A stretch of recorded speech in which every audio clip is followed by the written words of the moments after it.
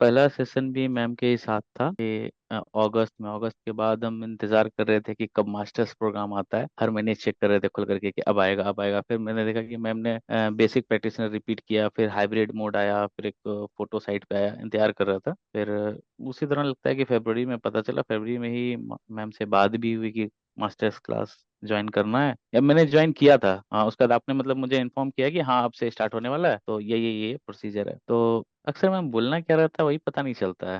ऐसा लगता है। कंफ्यूज। उपयोग।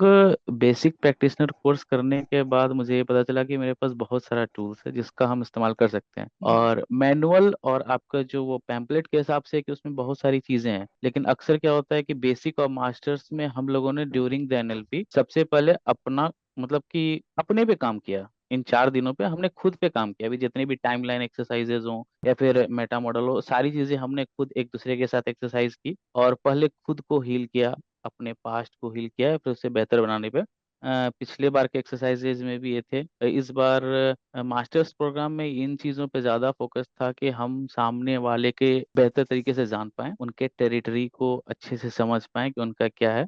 क्योंकि हम लोगों का 2 दिन का जो स्टार्टिंग का जो लास्ट वीक का प्रोग्राम था वो सारा का सारा उसी पे था।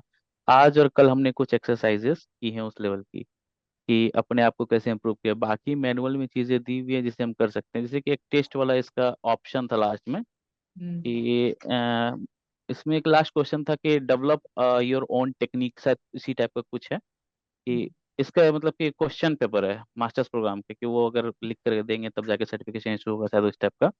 तो मैं बैठ करके सोच लिखने रहा की था कि जरूरत नहीं, आप लिख लीजिए तो आपको एक अनुभव हो जाएगा बस। हाँ, तो वो चीज़ मेरे दिमाग में आ रहा था कि इतने सारे टूल्स मिलने के बाद हम उसे बहुत तरीके से इस्तेमाल कर सकते हैं। जी। और वेरिएशन अपने हिसाब से जनरेट हो जाएगा, मतलब हाँ सामने हाँ। वाले पर्सन के हिसाब से। हर बार जरूरी नहीं है कि आपको यहाँ से यहाँ ही स्वाइप, मतलब बात हम बता रहे हैं कि कुछ भी ऐसा किया जा सके, वो खुद से जनरेट किया जा सकता है। और अच्छा। बाकी आप लोगों के साथ सुलभा ये बहुत एक्साइटेड रहती थी क्लास के दौरान। मतलब लगता था कि हाँ अब पूछना है, सवाल पूछना है, बीच में इंटरप्ट करना। इसी तरह हमेशा से थोड़ा सा सीरियस टाइप की रही हैं।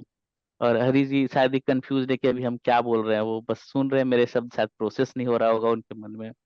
अनु अनु अनु भी, मतलब अनु के साथ भी अच्छा रहा। उनसे भी मेरा फर्स्ट डे का एक सेशन था तो उनके साथ भी अच्छा लगा।